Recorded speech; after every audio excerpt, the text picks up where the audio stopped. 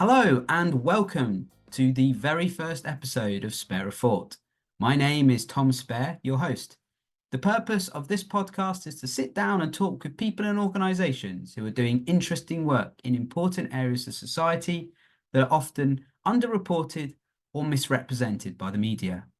For today's episode, I talked to Berwyn Rowlands, the director of the Iris Prize, the world's largest LGBTQ short film prize. In this episode, we talk about Berwyn's first cinema experiences, the founding of the Iris Prize, its development, the challenges facing the LGBTQ community, and what's in store for this year's film festival. So let's spare a thought for Iris Film Prize.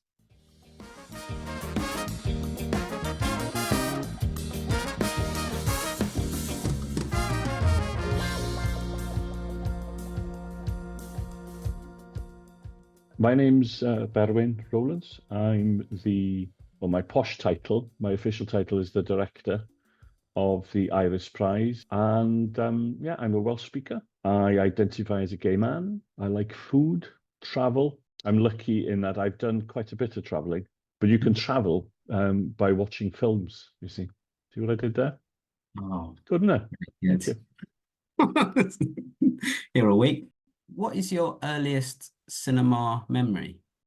My earliest cinema memory, if I told you that I can't actually remember what the film was, but I can remember travelling on the bus from Ynys Môn, from Anglesey to Bangor. It was the Plaza Cinema. My mother had befriended an old lady who'd been to Menai Bridge, Porthaethwy, to buy paint. And we came off the bus and we crossed the road and whatnot. And then suddenly there was this almighty thud, bang. And the old woman was hit by a car. Luckily, she didn't actually go, she wasn't hit, but the paint cans that she was carrying were hit. And this paint was scattered and she'd fallen over. There was a kerfuffle. And eventually we made it to the Plaza, Bangor. And we went into the cinema to see a film. And for the life of me, I can't remember what the film was, but I can remember everything. And that would be the norm for, a number of years, that journey. Eventually, my mother learned how to drive a car, and the journey would involve traveling to the Plaza Bangor in her Mini. But that's my earliest experience. The one where I remember the film, and we went to see King Kong, and it was the whatever version of, and I remember the two towers were there, and there was the helicopter. And I remember my father was both mortified but also entertained by the fact that we were hysterical, me and my brother, at the closing. I don't want to spoil it, but the King of the Kong didn't quite survive. And there's a beautifully protracted moment using sound design where we hear the beat, the closing, slowly getting to the point of obvious no return. And we were absolutely hysterical. So you're the festival director for the Iris Film Festival and the Iris Prize. Can you explain what Iris is and then a bit about what your role is within that? When Iris was created, when we put Iris together, one of the things, we knew what we didn't want, and that was another film festival. Because back then, we're talking 80, this edition of the festival is the 18th. We launched the Iris project a year before the first event. So we knew we didn't want to be another film festival because there were thousands. We then sort of focused on encouraging the creation of new content, which is where the Iris Prize came about. So for the first year, we launched something called the Iris Prize, which we still have today. It's the world's largest short film prize. Today, it's worth in excess of £30,000, so that the winner gets to make another short film on an LGBTQ theme. We wanted Iris to be a prize and an award where creating new content was one of the byproducts. I've always, and I continue to respect film festivals for sharing content. And at the moment, there's still a need for that. It's changing. The need for film festivals is changing. But at that time, so we're talking almost 20 years ago, I remember there were lots of queer, gay, LGBTQ plus stories being made. And sometimes you realize that being passionate about the story was so overwhelming that people forgot that they also needed to be able to tell a story. So we wanted to sort of turn that on its head and basically say, listen, if you're going to persuade a lot of friends and colleagues to invariably work for nothing or support your project, the least you can do is make sure that your film is the best that it can be. So, honing on the script, making sure that you do capture the sound correctly, the lighting, and all of that. Fast forward to 2024, we're in a situation where, I'd like to think that people are able to look at the shortlist of films competing for the Iris Prize. And because we rely on at least 20 odd international partners for nominating a film from each country or each region, which includes China, North America, mainland Europe, etc.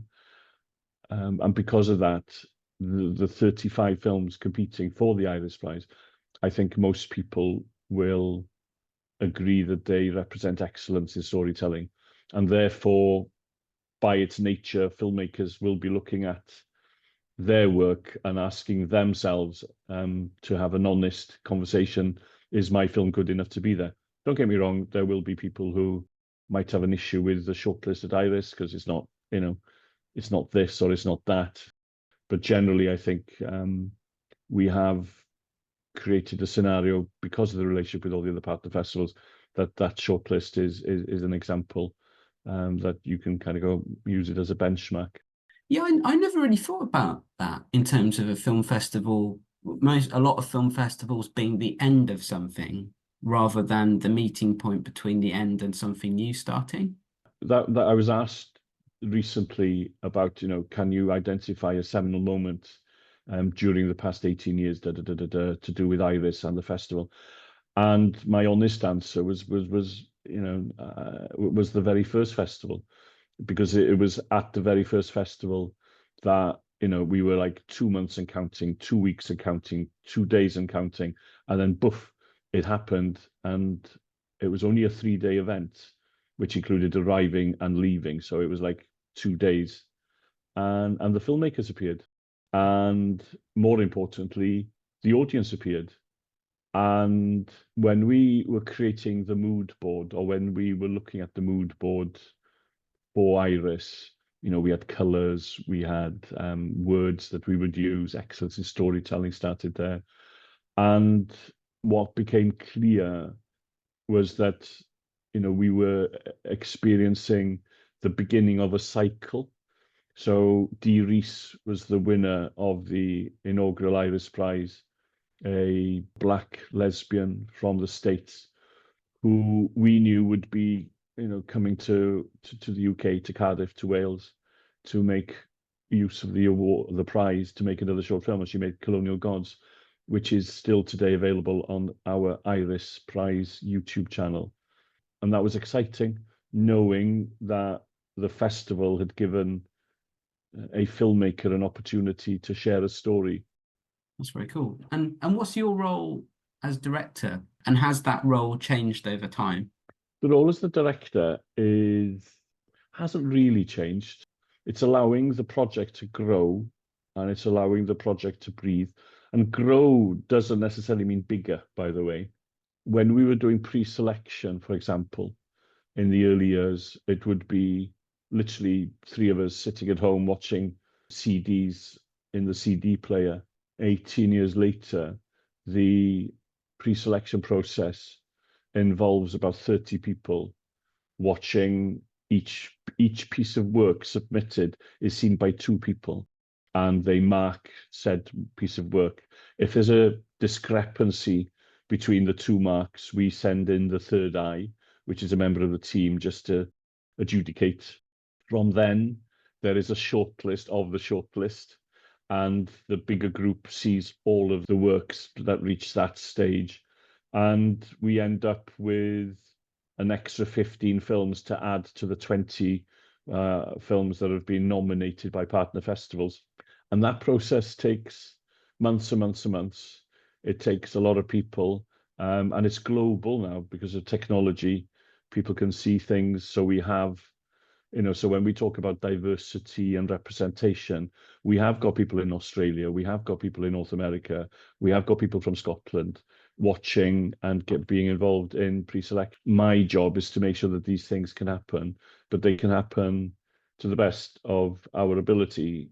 So the core elements are the same.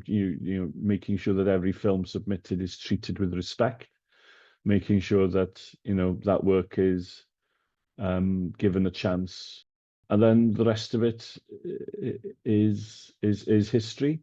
I guess that there are elements of the festival that we've been able to evolve, where we were wedded originally to sharing LGBTQ plus stories in a cinema. Today, we're more relaxed about that audience being an audience for queer content. So we take elements of the festival on tour. So there isn't an expectation that everybody has to come to Cardiff. We go to Manchester, we go to Blackpool, Birmingham, Brighton, Bangor, Caernarfon, Llanelli, Swansea, Merthyr Tydfil. So we take the work out with Iris on the Move. And also, we're very proud that all 15 of the British films are available on Channel 4, and they're available for a year. And that gets us an opportunity to increase the audience for the stories that we share. So, I think there's a process of being more mature and more relaxed about the way we do it. Why did you choose Cardiff as the home for Iris? It was practical. That I call Cardiff home. I'm also a very proud Welsh person, and there was something about challenging people's perceptions of what they thought Wales could do on that kind of global level. And Iris was always positioned as a British project from Wales, from Cardiff in this instance, with international reach. And that hasn't changed. I think if we'd have said it was quintessentially a Welsh project, that would have limited our scope, and it would have limited what we wanted Iris to be. And on the way, it was quite fun. When we launched Iris, we had a lot of publicity, and a lot of the publicity was also quite cynical. It was like the world's largest, as it was then, lesbian and gay short film prize. It's coming from Cardiff, and there was like, well, if it has to be the UK, I'm kind of guessing it should have been Manchester or Brighton or God forbid London, and then obviously it was, it should be San Francisco or it should be Sydney, and here we are, 18 years later. That conversation about Cardiff stopped about 10 years ago. It's still a niche within a niche, but those within, especially from the point of view of content creators, filmmakers, basically, it's not seen as strange. It's seen as, oh, are you free to go to Cardiff this year? Will I see you at Iris this year? And Cardiff, is a leading character within the Iris project, to the extent that this year you will hear us referring to something called Cardiff Charm, and that is something we're exploring and developing, because all the audience surveys that we do and all the anecdotal comments we get, all of that is something that we're aware of. So we're going to push it. So let's see. What did you see as the main challenges, risks, and rewards of setting up the festival when you did? Well, the risk and the rewards, some of them haven't changed. It's the fragile nature of arts funding across the UK. which is why we kind of fall partly within arts funding. There's obviously the industry, which is, two sides of the same coin, I guess, when you're talking about film and moving image. So some of the challenges haven't changed, which I'm not saying for a second that that's the way it should be. But I think when you're in a position like we are, where funding comes from, about 20 different sources, it means that one of them could potentially drop. And so that wouldn't necessarily be a killer blow, but you're fleet of foot, you can adapt. And in my humble opinion, as long as you are relevant and as long as you're offering something that people people need or people want or people think that they want, you're okay. So the big thing that we've realized from the beginning that we're still in a position to do is, differently to Netflix, and I enjoy Amazon Prime. I still enjoy watching, Channel 4 and the BBC and S4C. I enjoy all of those things, but what we do as a film festival is, we can do what they do, which is sharing content. And some of the content we share that they don't share, and there's a decision there. But we're also in a position to introduce our audience to the filmmakers, to the actors, to the writers, to the producers, and that is another layer to your Iris experience. And it's not going to be everybody's cup of tea, and you can still do Iris and be passive. You can still do Iris, go into the cinema, watch the film, and leave. Go have a pizza, have a curry, whatever you want to do. You can do that, or you can stay for the Q&As. You can get to meet the filmmakers, go to the Iris Spa, or follow the gang when they do international karaoke in the Golden, or when they gather and meet and have a party in Mary's. So all of this is something that Iris is still able to do. That we bring everybody together to this wonderful place called Cardiff, and we create a week of watching, talking, and partying. Really, It's really cool. I mean, that's one of my favorite elements of Iris. Really is the meeting. Well, hearing the stories, obviously seeing the stories up on the big screen, and then hearing how that was made. I mean, I'm such a geek for how things are made in the film world, and how people got to that moment, and it demonstrates that it takes a village to make a film. It's not just, it can be someone's vision, but it's also about all the people, getting your friends involved or trying to get funding. It's such a team sport making a film. It's not like an individual thing. And then also, yeah, meeting the filmmakers and in a social context. And for me, I think one of the things I'm always proudest of in being involved in Iris is that it's a safe place for people to be themselves, which is really essential. yeah, no, definitely. And one of the things that I keep mentioning is, we have had straight people win Iris. We have got 30% of our audience do not identify as LGBTQ plus, and that's what it should be. It is a safe space, so we're not compromising on anything really. But what we are saying is that we want as many people as possible to experience the stories that we are able to share via the film festival. And some of these stories are stories that the mainstream isn't yet sharing. We're still in a situation where there's lots of tropiness, there's lots of and lots of invisibleness as well. And it works in both ways. So you don't have to be gay to play gay. Would be our motto. It's called acting. And similarly, you can actually have a straight director who has a fantastically well-researched piece of work to share on the big screen with as much support as possible that they feel they need from within the sector, if that's what they want. But it's kind of like we've got to be careful. It's never say never say never. It isn't black and white. It's absolutely everything in between.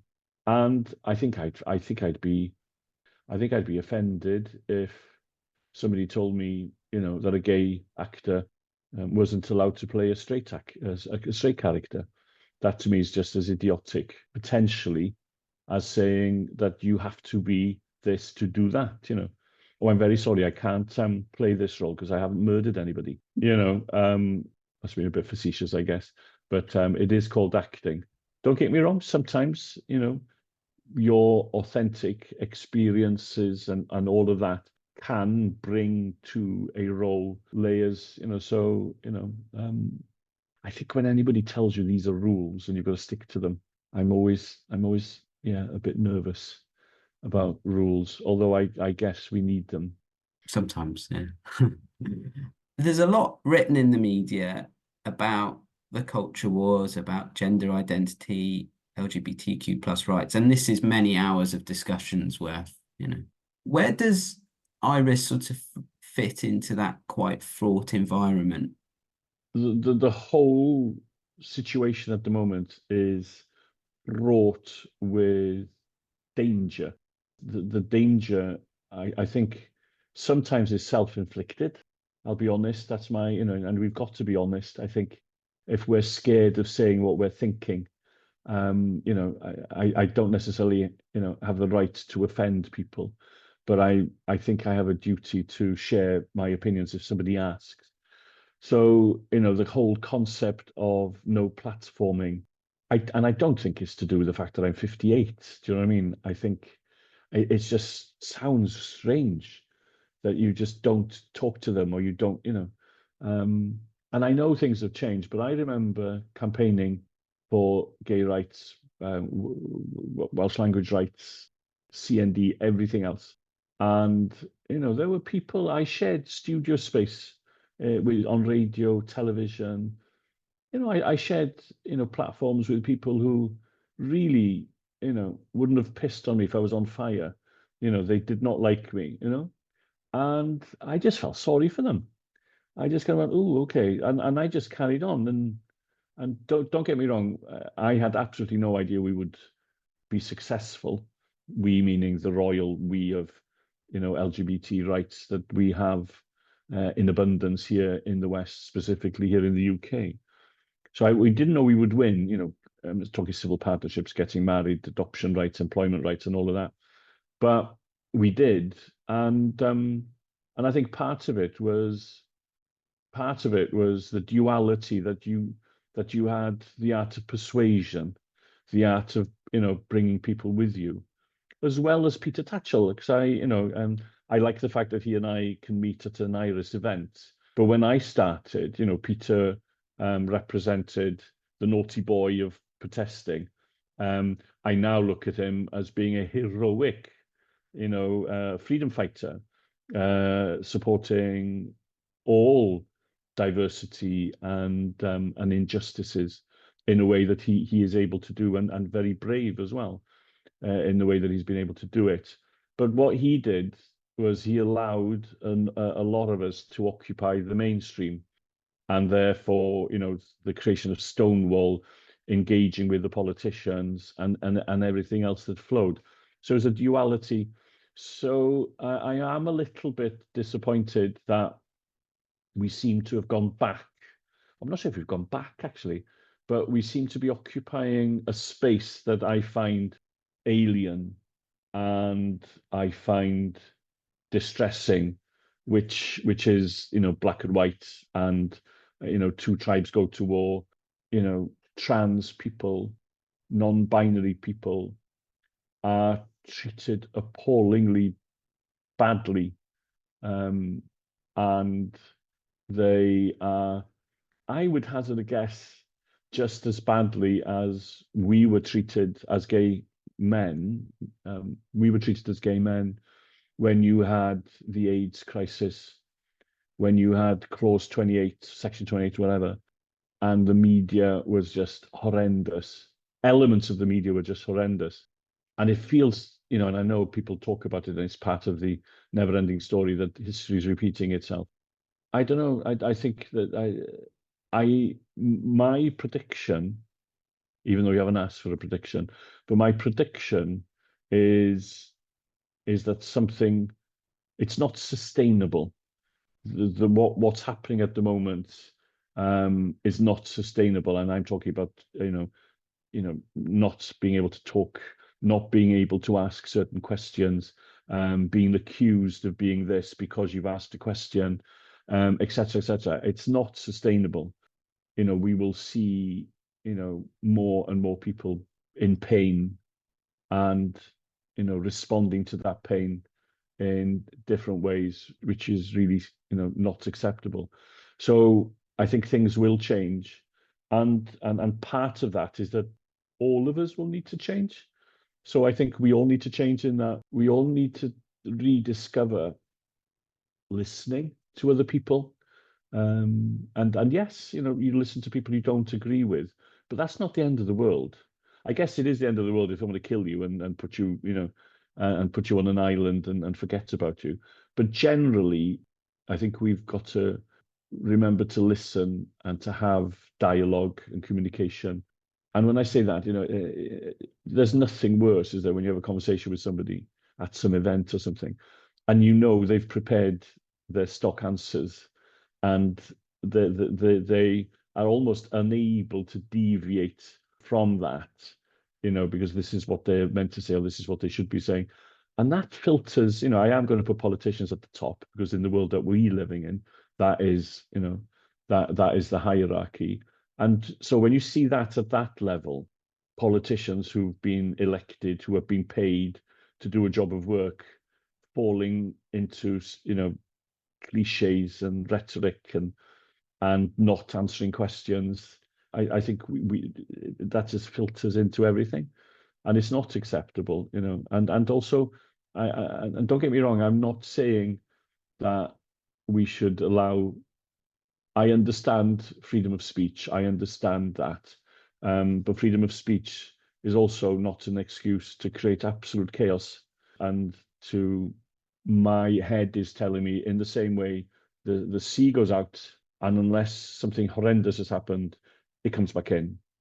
The moon disappears, and then suddenly it reappears and it becomes whole. And I feel that there hopefully will be an inevitability that the tide will come back in or go out, depending on where we're happier with it.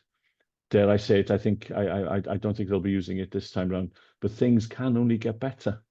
Oh yeah, well. God, those are the days. Those are the days. Are you young enough or old enough to remember that period we're talking? I mean, I was sorry to age you, Bowen, but I was primary school when Anyway, next question, please.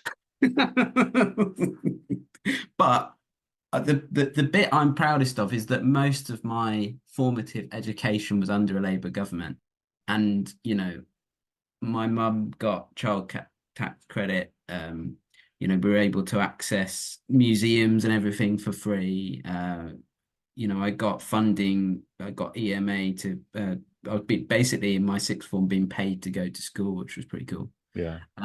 It was only a token amount, but I saved up for university. I got full grant for studying at university. So I'm a product of New Labour, I suppose, in that sense. Or And can I scare you and say that I'm a product of Thatcher? you've done Which very is well, all things considered. it's hard, because I was brought up where, we were told, entitlement was a bad thing, make things work for you, get on your bike. Well, I thought that was the reality, and there were lots of that. So, but having said that, people keep forgetting I was able to leave my home to go to Aberystwyth to live, knowing that the state would pay for my accommodation, and I was given money to live on. Now then, I was able to use that, and within a year, it was less than a year, within 8 months, 9 months, I had used that security, created a company, da da da da da da da da da. Now then, if you were Berwyn today, I'm not quite sure how you're supposed to make that jump, make that leap. It sounds a bit gruesome at the moment, but so I was a child of that period, which was, And I also got a Prince's Trust grant award, which was, I think it was £2,000, which at that point was a lot of money. But so there were initiatives which allowed you to, but the big one was allowing you to leave home, and that you would have housing benefit, your rent would be covered. And, I was a very good example, I guess, of somebody who used that support in the way that it was meant to be used, I guess. But I'm not sure if that still exists today. Yeah, and it's that thing of being able to further yourself, right? And to have ambitions outside of your town or city or the village that you grew up in or whatever.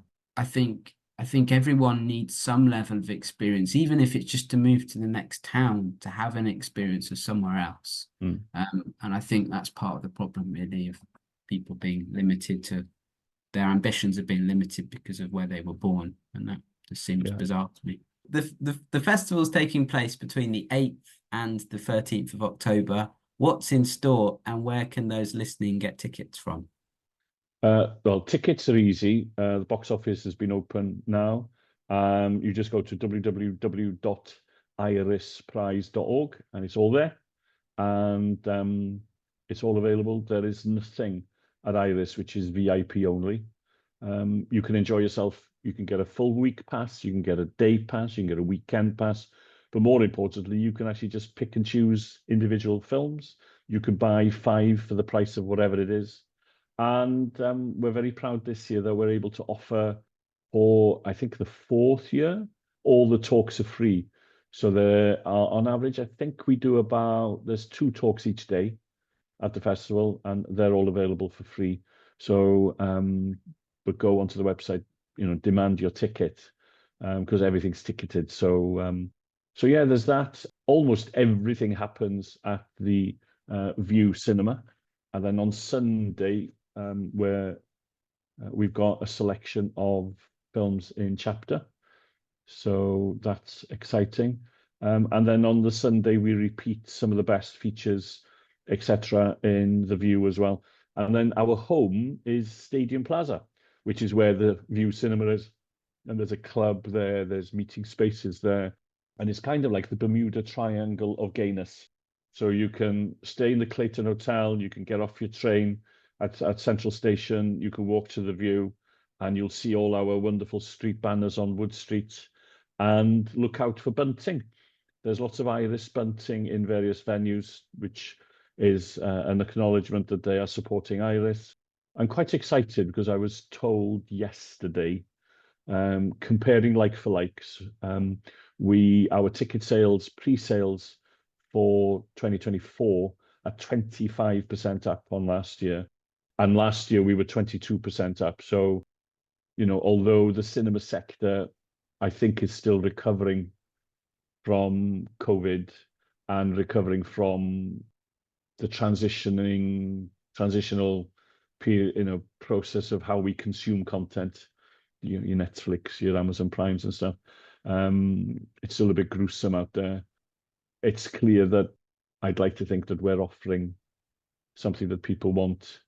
And we've got loads of lesbian stories, gay stories, trans stories, bi stories, they're all there. And I think this year, what we're beginning to see is what happened in 2019, which is just before the pandemic.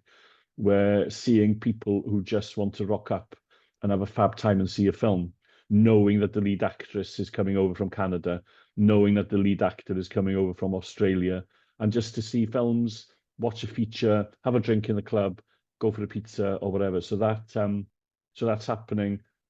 Obviously, there are those people who are really excited about the awards, who's going to win. I think if the day that I don't get excited about knowing what people are going to experience, that's the time for me to say, I'll just go into the garden and plant another bay tree or whatever else I need to do. But this year is definitely a good one.